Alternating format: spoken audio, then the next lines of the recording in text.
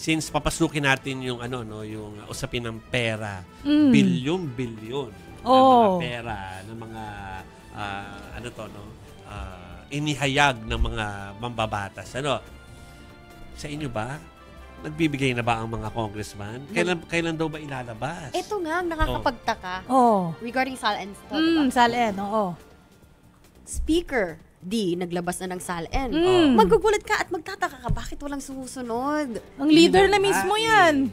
So, hindi ba? Pero hindi ba siya nanawagan sa mga congressmen? Ang ibang congs na congresspeople? nakakausap namin, sinasabi na hihintayin daw muna nila kung paano yung magiging policies. Kasi di ba bubuo pa muna ng si Speaker committee. naglabas na, di ba? Yes. Tsaka yung Makabayan Block. Makabayan. Karamihan, Karamihan, mga minority. May isa lang po, na Deputy Speaker. TUCP, si Democrito Mendoza. Bakit bubuo pa ng committee? Namin yan. Ilabas nyo na yan, di ba? Ano yung committee na bubuuin pa? Yung iba nakapaglabas na. Yung SALN Review and Compliance Committee. Ginawa to ng 17th Congress under ni Speaker Gloria. Okay, pero yung iba naglabas na. Yun na nga eh. So siguro baka may isa pang pwedeng maglabas. How about si Majority Leader, di ba? Sandro Marcos. Pwede rin niyang umpisahan. We want to know that, of course, ano, mga kapatid. So, hintayin namin yan, ano, kasi nga, ito na, papasok na tayo sa Senado, kung saan naroon si Merrimon Reyes, ano, at bilyones na pinag-uusapan natin eh. Sana all! Pero, kanina kasi may sumisingil sa atin, Merrimon, ano, parang nasaan daw ba, lumabas na pala, may humabol pala na 2 SALN, no, Merrimon, ano? Kasi parang kanina, parang 11 pa ba? Basta 11 pa yung hindi pa daw nagbibigay. Pero, may humabol na 2. So, ipasok natin si Merrimon para sabihin yung 2 senador na magkapatid na naglabas na ng kanilang SALN before mag-prime time. Go, Merrimon. Magandang gabi, Jovi, Chiki, and Marian. Tama yan. Kanina, ang hinihintay na lang talaga natin supposedly ay 8 mga senador, pero may mga humabol dito, sina Senator Jinggoy Estrada, Senator Mark Villar, and Senator Camille Villar. Supposedly, ang una kumbaga nangunguna sa pinakamataas na net worth, itong si Senator Raffy Tulfo with over 1 billion pesos na net worth, kasama nga yung kanyang misis na si Representative Jocelyn Tulfo na ACT-CIS party list. Pero lumabas na yung net worth naman yung sa SALN ni Senator Mark Villar. So nalamangan niya kahit doon sa net worth. So 1.2 billion pesos itong net worth na dineklara ni Senator Mark Villar. And then Senator Raffy Tulfo, sinundan naman ito ni Senator Erwin Tulfo na nearly 500 million pesos. And then, sabihin na natin yung top 5. Sumunod naman dito si Senator Mig Zubiri, 431 million pesos yung net worth niya. And may letter siya na sinulat para kay Senate Secretary Renato Bantug na yung itinaas ng kanyang asset, ng kanyang net worth ay dahil din doon sa shares na nakuha niya mula sa Bukidnon Power Corporation at iba pang mga firm na kanyang ipinagbenta. Panglima, si Senator Camille Villar with 362 million pesos na net worth. And so far, yung mga hinihintay natin, yung nasa lower range, sila Senator Kiko Pangilinan, 26.7 million pesos yung net worth. Senator Risa Ontiveros, 18 plus million, 18.9.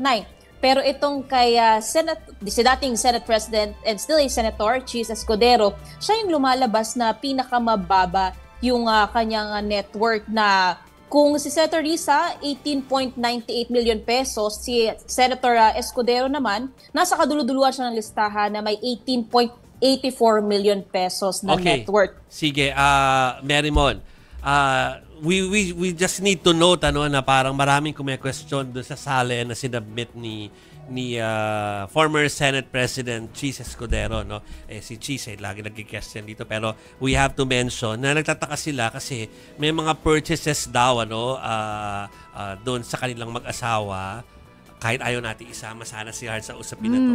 Pero merong regalo na ibinigay sa kanyang asawa na medyo alam ng mga tao kung magkano. Parang mas malaki pa doon sa SALN niya. Mga jewelry ba to? Jewelry, So, actually, humingi na po yung mga tao natin ng paliwanag kay former Senate President Chis Escudero. We're just waiting for his reply, di ba, Merrimon? Pero, yun nga po, gusto na namin sabihin na kung sa dami po nang nagsabit dyan na pinakita po ni Merrimon, parang yun yung nagte-trending today, aside from the fact na humabol yung yung magkapatid. Pero before sabihin ni Merrimon, well, i-ano mo na lang, tawag dito, i-confirm mo na lang dahil ito yung hinihintay na lang natin. Siyempre, kanya-kanyang kalampag tayo dito. Hinihintay natin yung tama ba? Senator Alan Cayetano, wala pa.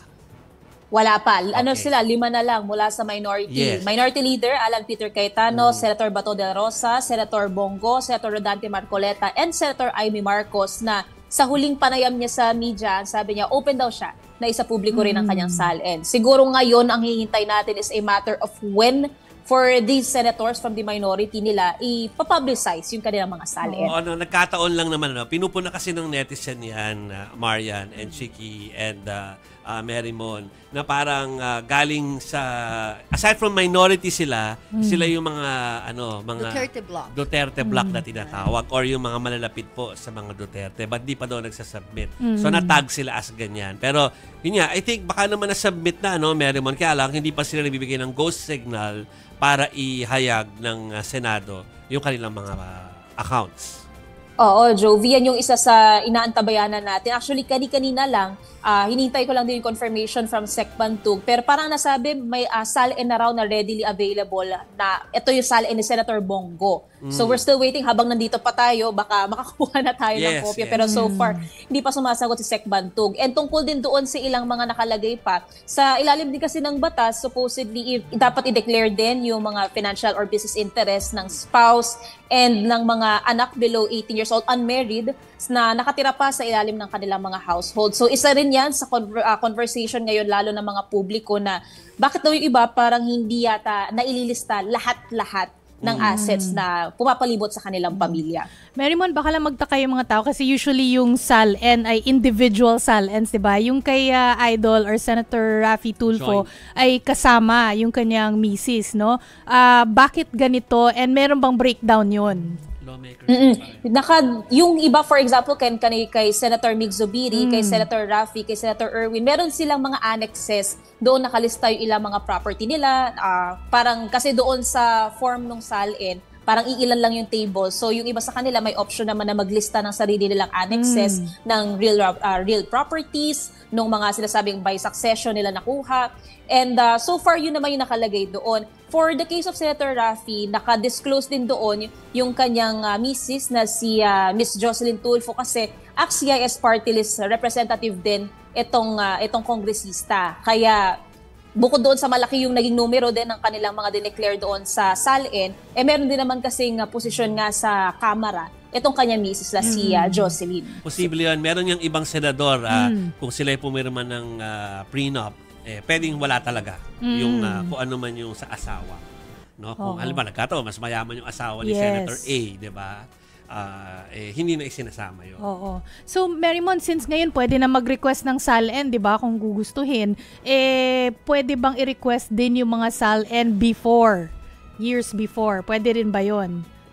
Nako, Chiki, yan yung isa sa mga hinihintay din natin ngayon. Kasi nga, bukod doon sa restrictions around 2020 para doon sa public access sa SALN, parang napansin natin nagkaroon talaga ng pag-udlot doon mismo sa within the 5 years pagdating sa pag-access sa SALN, yung sa pagpa-file ba nito, nagkaroon ba ng kompromiso. So yan yung isa sa mga antabayanan natin. Kasi so far, itong mga SALN, ito yung 2024. So as of 2024 and as of this time, ito yung mga idineklara nila. And ang sabi rin naman dito ni Finance Committee Chairman Senator Sherwin Gatchalian, itong SALN, yung pagdedeklara dito, parang honesty system din daw yan.